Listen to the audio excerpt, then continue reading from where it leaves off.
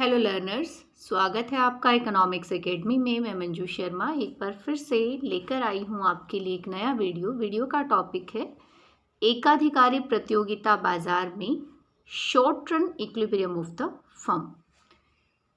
इससे पहले की वीडियो के अंदर हमने एकाधिकारी प्रतियोगिता बाजार के क्या फीचर्स होते हैं, क्या विशेषताएं होती हैं, क्या गुण होते हैं, उनको डिस्कस किया था। तो आप इस टॉपिक को समझने के लिए ज़रूर से उस वीडियो को विज़िट कीजिएगा। उसका लिंक जो है वो आपको डिस्क्रिप्शन बॉक्स में नीचे मिल जाएगा। और इस वीडियो के अंदर हम डिस्कस करने वाले हैं short run equilibrium of the firm या determination of price and output. अल्पकाल में एकाधिकारी प्रतियोगिता की स्थिति में कीमत तथा उत्पादन का निर्धारण किस प्रकार से होता है। तो जहाँ तक इक्विलिब्रियम ऑफ द फर्म की बात है, वो कैसे डिटरमाइन होता है, उसकी कंडीशन क्या है। तो जो इक्विलिब्रियम की कंडीशन है ये वही है जो इससे पहले हमने मोनोपोली मार्केट के अंदर या परफेक्ट कंपटीशन मार्केट के अंदर की थी, जहाँ पर एमसी और एमआर, हम एमसी एमआर अप्रोच को यूज़ करेंगे यहाँ पर इक्विलिब्रियम को फाइंड आउट करने के लिए। जहाँ पर एमसी और एमआर एक दूसरे के बराबर होते हैं वहीं पर संतुलन होता है, और साथ के साथ जो दूसरी हमारी कंडीशन है वो पूरी होनी चाहिए कि एमसी जो है एमआर को नीचे से काट करके जाती होनी चाहिए। जहाँ पर ये दोनों कंडीशन पूरी होती हैं वहाँ पर ही जो फर्म है वो संतुलन में होगी, या हम ये कहें कि उस पॉइंट पर ही फर्म के आउटपुट और प्राइस का डिटर्मिनेशन होगा, कीमत तथा उत्पादन का निर्धारण होगा। अब अगर हम बात करें कि जो एकाधिकारी प्रतियोगिता बाजार है वो एकाधिकारी बाजार जैसा या ये कहें कि जो परफेक्ट कंपटीशन मार्केट होती है उस जैसा सिंपल एक सरल जो है स्ट्रक्चर नहीं है मार्केट का, बल्कि एक कॉम्प्लिकेटेड स्ट्रक्चर है। यहाँ पर जो एक फर्म है, क्योंकि ये एक रियल मार्केट सिचुएशन है, मोनोपोलिस्टिक कंपटीशन, जैसा कि हमने इससे पहले की वीडियो में भी डिस्कस किया है, ये एक रियल मार्केट फर्म है। वास्तव में यही स्ट्रक्चर जो है मार्केट का देखने को मिलता है। तो यहाँ पर क्या है कि बहुत सारी ऐसी चीज़ें होती हैं जहाँ फर्म को सिर्फ अपने आउटपुट या प्राइस को ही डिटरमाइन नहीं करना है, मतलब वो सिर्फ इंडिविजुअली अपने उसको नहीं देख करके चलता है कि उसका आउटपुट और प्राइस कितना है, बल्कि यहाँ पर जो एक फर्म है वो अपने उसे प्राइस के साथ साथ ये भी देखना होता है कि उसे अपनी वस्तु का जो डिज़ाइन है वो क्या रखने वाले हैं, कलर किस तरह का रखने वाले हैं, विज्ञापन किस तरह से देने वाले हैं, इन सब चीज़ों को देखना होता है। क्योंकि यहाँ पर जो प्रोडक्ट हैं दे आर डिफ्रेंशिएटेड, वो वस्तु विभेद है, यहाँ पर विभेदीकरण है वस्तुओं में, डिज़ाइन को लेकर, पैकिंग को लेकर, कलर को लेकर, फ्रेगनेंस को लेकर के, किसी भी चीज़ को लेकर के कोई ना कोई डिफरेंस ज़रूर है। और हर फर्म का जो प्रोडक्ट है वो दूसरी फर्म का क्या है, क्लोज सब्स्टिट्यूट है। तो मतलब एक फर्म को जब आउटपुट का डिसीजन लेना है तो उसे और भी बहुत सारी चीज़ों को देखना होता है। जैसे हम कहें कि रियल मार्केट सिचुएशन में जैसे ही कोई एक फर्म, जो कि दो कॉम्पिटिटिव फर्म हैं एक ही प्रोडक्ट को लेकर के, जैसे कि अगर हम कहें कि अगर कोलगेट कोई स्कीम लेकर के आ रही है, इवन आप देखिए जैसे अगर कोलगेट ये कहती है कि इस जो टूथपेस्ट में सॉल्ट है, नमक है, तो साथ के साथ जो उसकी कॉम्पिटिटिव फर्म है वो भी कुछ इसी तरह के उसके साथ लेकर के आती है, या वो निकाल रहे हैं कि इस पेस्ट के अंदर, टूथपेस्ट के अंदर चारकोल है, तो दूसरी फर्म भी उस तरीके से। तो बहुत सारे ऐसे डिसीजन होते हैं जो फर्म को लेने होते हैं। तो ये एक बहुत ही कॉम्प्लिकेटेड मार्केट होती है। इसके बारे में हम आगे भी डिस्कस करेंगे, आप कमिंग वीडियोस को ज़रूर देखिएगा, जहाँ पर हम डिस्कस करेंगे कि जो मोनोपोलिस्टिक मार्केट होती है उसमें गैर कीमत प्रतियोगिता होती है। ठीक है, तो हम उसको इसमें डिस्कस करने वाले हैं कमिंग वीडियोस के अंदर, तो आप देखिएगा। तो ये एक कॉम्प्लिकेटेड मार्केट होती है जहाँ पर बहुत सारी और डिसीजन है, और फर्म जो है वो सिर्फ इंडिविजुअल इक्विलिब्रियम को नहीं देखती है, बल्कि यहाँ पर एक चीज़ होती है ग्रुप इक्विलिब्रियम। ग्रुप इक्विलिब्रियम, उसको भी जो है देखना पड़ता है एक फर्म को।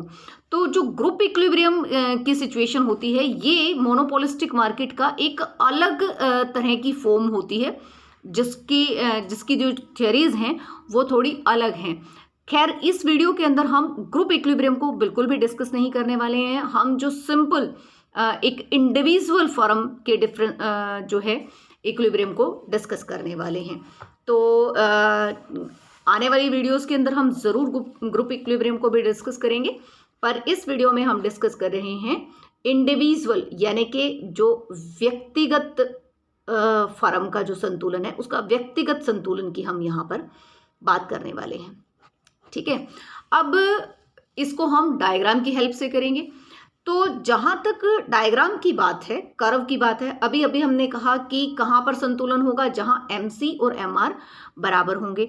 तो अगर हम मोनोपोलिस्टिक मार्केट के अंदर बात करें इन कर्व्स के बारे में, तो जो मोनोपोलिस्टिक कंपटीशन है, यानी एकाधिकारी प्रतियोगिता है, वहाँ पर जो AR और MR होती है, अगर हम उसकी शेप की बात करें तो वो काफ़ी हद तक जो है वो मोनोपोली से मिलती हुई होती है, यानी इस तरह की डाउनवर्ड स्लोपिंग होती हैं एवरेज रेवेन्यू और मार्जिन रेवेन्यू करो। अब जो मार्जिन रेवेन्यू है हमारा, वो उसी तरीके से इन दोनों के बीच की जो डिस्टेंस है उसके मिड पॉइंट से होकर के गुजरेगा। तो ये क्या आ गया, मार्जिन रेवेन्यू करो।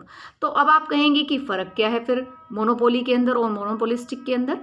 तो फ़र्क सिर्फ इतना है लर्नर्स कि मोनोपोली मार्केट के अंदर ये जो कर्व्स हैं, जो रेवेन्यू कर्व्स हैं, ये कम इलास्टिक होते हैं, इनकी जो लोच होती है वो बहुत कम होती है, जबकि मोनोपोलिस्टिक कंपटीशन में ये अधिक लोचदार होते हैं, मोर इलास्टिक होते हैं।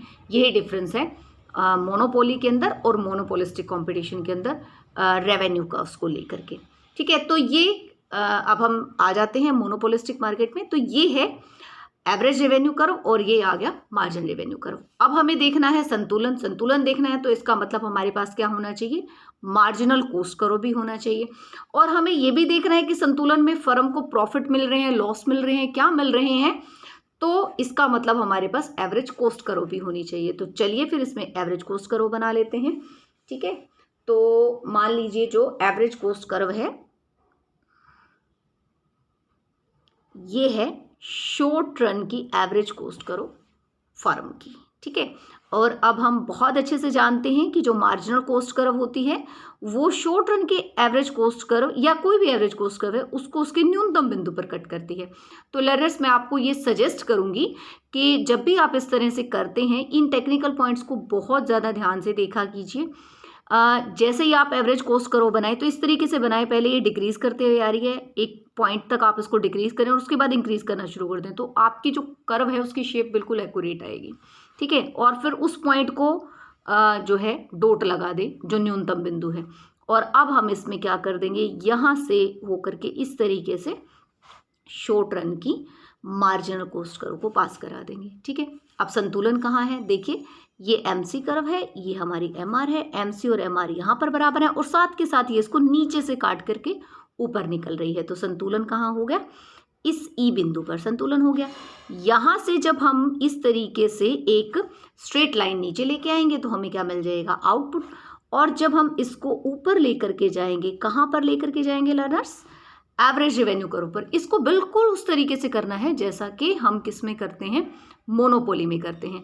तो यहाँ पर भी मोनोपोली मार्केट की तरह ही शॉर्ट रन के अंदर नॉर्मल प्रॉफिट, अब नॉर्मल प्रॉफिट और लॉसेस मिल सकते हैं। ठीक है, तो फिलहाल इसमें देखते हैं हम कि क्या मिलने वाला है एक फर्म को। तो हम इसको ऊपर लेकर के जहाँ पर ये जा करके एवरेज रेवेन्यू कर्व को मिला, ये इस पॉइंट का नाम हमने रख दिया सपोज कीजिए A। यहाँ से अब हम इसको इस तरीके से ले आएंगे, कहाँ पर, Y एक्सिस के ऊपर, और ये इसका नाम हमने रख दिया P। तो OP क्या आ गया, प्राइस। इस OP प्राइस पर फर्म कितना आउटपुट प्रोड्यूस कर रही है, OQ। तो हो गया प्राइस और आउटपुट का डिटर्मिनेशन, कीमत का और उत्पादन का निर्धारण हो गया कि जो फर्म है इस स्थिति में OP कीमत पर OQ मात्रा का उत्पादन कर रही है और बेच रही है। अब देखते हैं कि फर्म को मिल क्या रहे हैं यहाँ पर, लाभ या हानि। ठीक है। तो प्रॉफिट मिल चुका है, हम प्राइस मिल चुका है, और यही क्या है, एवरेज रेवेन्यू भी है, तो एवरेज रेवेन्यू मिल चुका है। अब हम क्या देखेंगे कि ये जो कर्व है नीचे आते हुए एवरेज कॉस्ट कर्व को कहाँ कट कर रही है, इस पॉइंट पर। क्योंकि लर्नर्स, हमें जब प्रॉफिट और लॉस देखना है तो हम क्या चीज देखेंगे, एवरेज रेवेन्यू और एवरेज कॉस्ट का स्टेटस देखेंगे। देखिए बड़ी सिंपल सी चीज है, जब हमें संतुलन देखना है तो हम एमसी और एमआर को देख रहे हैं, और जब हमें प्रॉफिट और लॉस के स्टेटस को देखना है तो हम एवरेज रेवेन्यू और एवरेज कॉस्ट को देखते हैं, ठीक है। तो यहाँ पर हमें एवरेज रेवेन्यू मिल गया, और ये नीचे आते हुए देखो एवरेज कॉस्ट कर्व को यहाँ कट कर रहा है, तो हमें एवरेज कॉस्ट भी मिल गई। इस पॉइंट को हम इधर ले आए और इसका नाम सपोज कीजिए हमने रख दिया सी, ठीक है। तो अब आप देखिए ये इतना क्या है, एवरेज रेवेन्यू, ठीक है, और इतनी क्या है, ये एवरेज कॉस्ट है। तो हमें साफ दिखाई दे रहा है कि जो एवरेज रेवेन्यू है वो एवरेज कॉस्ट से क्या है, ज़्यादा।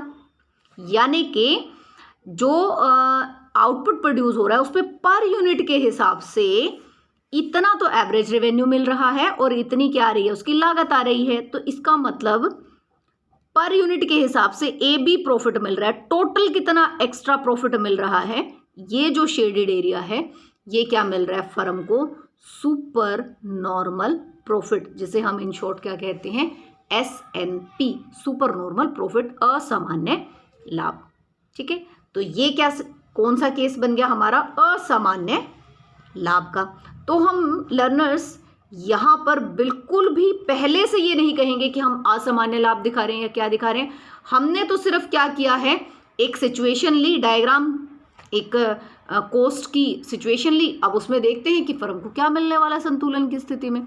तो ये केस बन गया किसका, असामान्य लाभ का, जबकि फर्म को एवरेज रेवेन्यू ज़्यादा मिल रहा है और एवरेज कॉस्ट क्या आ रही है, कम आ रही है। और ये एरिया क्या आ गया, सुपर नॉर्मल प्रॉफिट यानी असामान्य लाभ का, ठीक है। तो आप देखेंगे कि जो डायग्राम है ये पूरी तरह से बिल्कुल वैसा ही डायग्राम है जैसा मोनोपोली के अंदर होता है। तो डायग्राम की जो शेप है और जो सारा स्ट्रक्चर है वो बिल्कुल वैसा ही है, सिर्फ क्या है, जो कर्व है उसकी लोच ज़्यादा है यहाँ पर, बस इतना ही फर्क है मोनोपोली से, मोनोपोलिस्टिक मार्केट के अंदर। तो अब हम देखते हैं दूसरी सिचुएशन क्या हो सकती है, ठीक है। तो ये देखिए, मान लीजिए ये हमने लिया आउटपुट है, यहाँ पर कॉस्ट, रेवेन्यू और प्राइस है, ठीक है, और ये हमारा क्या आ गया, एवरेज रेवेन्यू कर्व और मार्जिन रेवेन्यू कर्व, ठीक है। अब मान लीजिए कि जो हमारी एवरेज कॉस्ट कर्व है वो इस तरीके से है, ऐसे लाए हम, और ये हमने यहाँ पर क्या कर दी, शॉर्ट रन की एवरेज कॉस्ट कर्व। अब देखिए हमने क्या किया है, इसको हम इस तरीके से नीचे से डिक्रीज करते हुए ला रहे थे ऐसे, और हमने एक पॉइंट पर ला करके इसको क्या कर दिया, इससे टेंजेंट करा दिया, और उसके बाद भी हम इसको घटाते हुए ले गए, ठीक है, एक पॉइंट तक घटाया, यहाँ तक हमने इसको घटाया, तो ये न्यूनतम बिंदु है, और उसके बाद हमने इसको क्या कर दिया, बढ़ाना शुरू कर दिया, तो ये एक इसकी प्रॉपर शेप बन जाती है, ठीक। अब हमें क्या करना है, यहाँ से हमारी क्या जाएगी, शॉर्ट रन की मार्जिनल कॉस्ट कर्व जाएगी। अब देखिए मैं जब एवरेज कॉस्ट कर्व को एवरेज रेवेन्यू कर्व के ऊपर टच करा रही हूँ, इट मीन्स कि हम ये पॉइंट लेने वाले हैं कि जहाँ पर एवरेज रेवेन्यू और एवरेज कॉस्ट दोनों बराबर हों। तो अब हम यहाँ पर क्या करेंगे, एक थोड़ा सा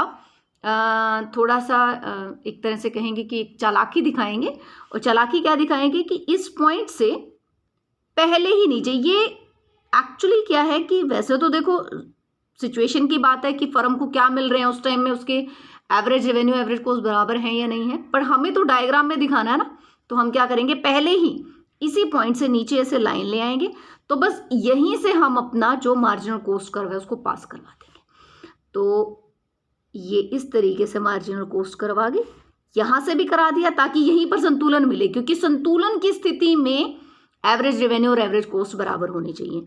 और उसके बाद यहाँ से अब हम इसको कहाँ ले जाएंगे, ऊपर, तो न्यूनतम बिंदु से चला गया, ये शॉर्ट रन की क्या आ गई, मार्जिनल कॉस्ट कर्व, ठीक है।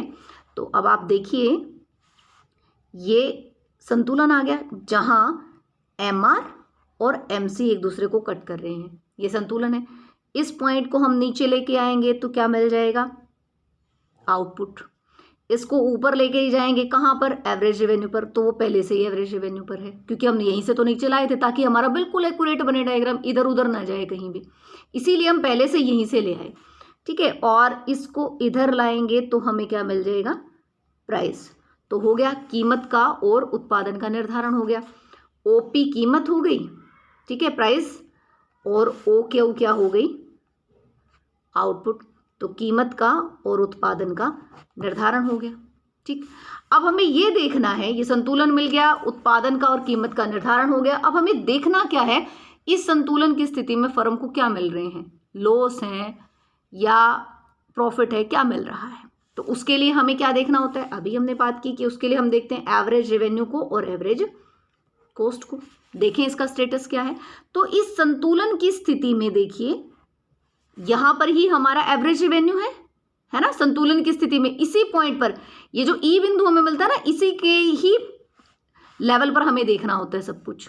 तो इस पे हम देखिए यही हमारे एवरेज रेवेन्यू भी यही है और साथ के साथ एवरेज कॉस्ट भी यही है। तो क्या हुआ है यहाँ पर, average revenue is equal to average cost. ठीक है, यानी कि फर्म इस उत्पादन को पर यूनिट जिस प्राइस पर बेच रही है उतनी ही उसको पर यूनिट क्या आ रही है, कॉस्ट आ रही है। ये पर यूनिट प्राइस हो गया, ठीक है ना, एवरेज रेवेन्यू प्राइस हो गया, और ये क्या हो गई, कॉस्ट। मतलब उतना ही उसको लागत आ रही है और उतने में ही वो उसको बेच पा रही है। यानी ये सिचुएशन क्या हो गई, नो प्रॉफिट नो लॉस, जिसको हम क्या कहते हैं, नॉर्मल प्रॉफिट। ठीक है, ये सिचुएशन क्या हो गई, नॉर्मल प्रॉफिट की, यानी कि सामान्य लाभ की। कब होती है वो सिचुएशन, जब एवरेज रेवेन्यू और एवरेज कॉस्ट क्या हो रही हैं, सेम मिल रही हैं फर्म को। ठीक है, तो ये हमारे पास दूसरी सिचुएशन आ गई संतुलन की। अब और क्या हो सकता है, देखिए तीसरी क्या हो सकती है कि ये हमारे जो फर्म है उसके एवरेज रेवेन्यू और मार्जिन रेवेन्यू कर्व है, यहाँ हमने आउटपुट ले रखे हैं, यहाँ पर प्राइस रेवेन्यू कॉस्ट ले रखे हैं वाई एक्सिस पर। ठीक है, अब मान लीजिए कि जो एवरेज कॉस्ट कर्व है वो ये है, शॉर्ट रन की एवरेज कॉस्ट कर्व। ठीक है, और मान लो कि ये क्या है, शॉर्ट रन की मार्जिनल कॉस्ट कर्व। ठीक है, ये न्यूनतम बिंदु मैंने इस बार पॉइंट नहीं लगाया पर मुझे पता था यहाँ पर है, तो वहीं से हमने पास करा दिया। ठीक है, अब आप देखिए कि संतुलन कहाँ है, ये MC ये MR, ये संतुलन हो गया। ठीक है, इस पॉइंट को हम नीचे लेकर के आएंगे, आउटपुट मिल गया। ठीक है, इस पॉइंट को हम ऊपर लेके जाएंगे, एवरेज रेवेन्यू पर आ गया, इसको A कहा, इधर लेके क्या आ गया, प्राइस। तो आ गया भाई इस कीमत पर इतनी मात्रा को बेचा जा रहा है। ठीक, तो ये तो कीमत और उत्पादन का निर्धारण तो हो गया। अब हम देखें कि भाई एवरेज रेवेन्यू और एवरेज कॉस्ट का क्या स्टेटस है।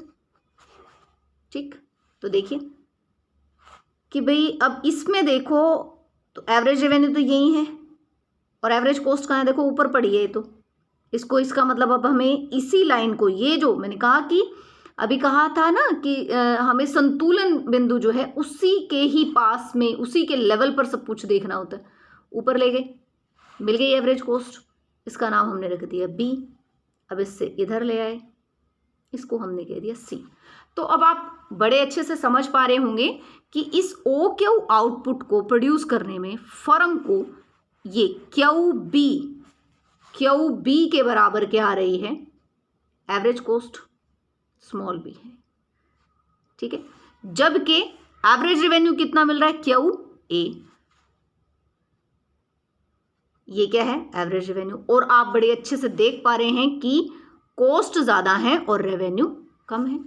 तो जो एवरेज रेवेन्यू है वो एवरेज कॉस्ट से क्या है, कम। ठीक है, तो इसका मतलब फर्म को क्या मिल रहे हैं, पर यूनिट AB के बराबर, AB क्या है, पर यूनिट लॉस है फर्म का। ठीक, तो टोटल लॉस कितना हो गया, ये। ठीक, अब बात आती है कि भाई फर्म यहां संतुलन में कैसे हो सकती है, लॉस मिल रहे हैं तो फर्म को तो उत्पादन बंद कर देना चाहिए। लेकिन बिल्कुल ये बात बिल्कुल सही है, बंद कर देना चाहिए। पर ये क्या है लर्नर्स, ये शॉर्ट रन है, अल्पकाल, ठीक है। और अल्पकाल में अगर फर्म उत्पादन बंद कर देती है तो भी जो बंधी लागतें हैं, जो स्थिर लागतें हैं, फिक्स्ड कॉस्ट, उनका लॉस तो उसे फिर भी उठाना पड़ेगा। जो उसने प्लांट लगा रखा है, मशीनरी लगा रखी है, वो तो फिर भी लॉस में जाएगा उसका। तो फर्म क्या करती है, अल्पकाल में एक फर्म जब तक के उससे परिवर्तनशील लागतें मिलती रहें, जब तक के एक फर्म को क्या मिलती रहें, वेरिएबल कॉस्ट, जो परिवर्तनशील लागतें हैं, अगर वो भी उसकी निकलती रहती हैं कीमत से, तो वो उत्पादन करती रहती है। तो इसका मतलब इस सिचुएशन में फर्म उत्पादन करेगी या नहीं करेगी, या उत्पादन बंद कर देगी, उसके लिए हमें क्या देखना होगा, उसके लिए हमें देखनी होगी वेरिएबल कॉस्ट, ठीक है। तो अब हम इसके नीचे, अब आप अच्छे से जानते हैं कि जो हमारी एसी कॉस्ट होती है, एवरेज कॉस्ट होती है, ये एवरेज फिक्स्ड कॉस्ट और एवरेज वेरिएबल कॉस्ट का क्या होती है, टोटल होती है, सम होती है। तो इसका मतलब इससे नीचे क्या आएगी, हमारी एवरेज वेरिएबल कॉस्ट। तो अब हम इसके नीचे क्या बना देंगे, एवरेज वेरिएबल कॉस्ट। तो हमें दिखाना है कि फर्म कहाँ तक उत्पादन करेगी। तो हम क्या करेंगे, यहाँ से इस तरीके से एवरेज वेरिएबल कॉस्ट को बनाते हुए लाएंगे, यहाँ इस ए पॉइंट पर जहाँ ये संतुलन पे बराबर हो, यहाँ पर हम इसको क्या करा देंगे, टेंजेंट। और उसके बाद हम इसको नीचे घटाते हुए लाएंगे। घटाते कहाँ तक लाएंगे, जब तक ये एमसी पर ना पहुंच जाए, ठीक है। एवरेज वेरिएबल कॉस्ट को हम कहाँ तक घटाएंगे, जब तक वो एमसी कर्व पर ना पहुंच जाए, यहां तक हम इसको डिक्रीज करते हुए लाएंगे। और उसके बाद हम इसको क्या करना शुरू कर देंगे, इंक्रीज करना, ठीक है। तो ये क्या बन जाएगी, शॉर्ट रन की एवरेज वेरिएबल कॉस्ट, ठीक। क्योंकि जो हमारी मार्जिनल कॉस्ट होती है वो सिर्फ एवरेज कॉस्ट को ही उसके मिनिमम पॉइंट पे कट नहीं करती है, बल्कि एवरेज वेरिएबल कॉस्ट को भी उसके न्यूनतम बिंदु पर ही कट करती है। तो इस तरीके से हम इसको यहाँ से डिक्रीज करते हुए लाएंगे। इस पॉइंट पर जब ये इसको AR को कट कर रहा है, उस पॉइंट पर इसको स्पर्श कराएंगे, नीचे डिक्रीज करेंगे। कब तक करेंगे, जब तक कि वो MC पर ना आ जाए, और उसके बाद उसको क्या करने लग जाएंगे, इंक्रीज करने लग जाएंगे। इससे हमारा जो डायग्राम है वो बिल्कुल एक्यूरेट बनता है, बिल्कुल एग्जैक्ट बनता है, ठीक है। अब देखते हैं कि क्या सिचुएशन है।